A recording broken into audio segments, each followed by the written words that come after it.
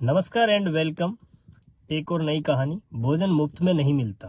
कहानी अगर आपको अच्छी लगे तो लाइक शेयर कमेंट करना और चैनल पर नए हो तो सब्सक्राइब जरूर करना और एंड तक कहानी जरूर देखना ताकि आपको समझ में आ सके कि इस कहानी से हमें क्या सीख मिलती है।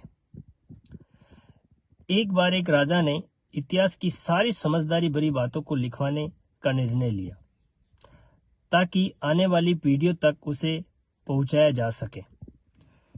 उन्होंने अपने सलाहकारों को बुलाकर ये सारी बातें बताई।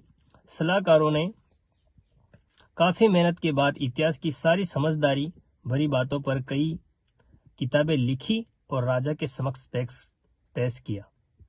इतनी सारी किताबों को देखकर राजा को लगा कि इतनी सारी किताबें लोग पढ़ नहीं पाएंगे, इसलिए उन्होंने अपने सलाहकारों को इसे और छोटा कर लाने को कहा।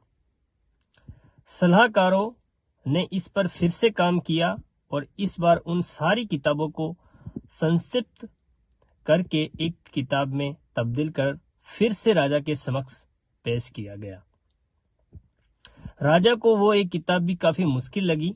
सलाहकारों ने फिर से उस पर काम किया और इस बार उस किताब को एक चैप्टर अध्याय में तब्दील कर फिर से राजा के समक्ष पेश किया, पर यह भी राजा को काफी लंबा लगा। राजा को कुछ ऐसा चाहिए था जिससे आने वाली पीढ़ियां समझ सकें। फिर से सलाहकारों ने उस पर काम करके उसे सिर्फ एक पन्ने में संक्षिप्त करके राजा के समक्ष पेश किया, पर राजा को ये भी काफी लंबा लगा। आखिरकार वे राजा के पास सिर्फ एक वाक्य लेकर आए और राजा उस वाक्य से पूरी तरह से संतुष्ट हो गया। राजा ने निर्णय लिया कि आने वाली पीढ़ियों तक अगर समझदारी भरी सिर्फ एक वाक्य पहुंचाना हो तो वह ये वाक्य होगा कि भोजन मुफ्त में नहीं मिलता। भोजन मुफ्त में नहीं मिलता।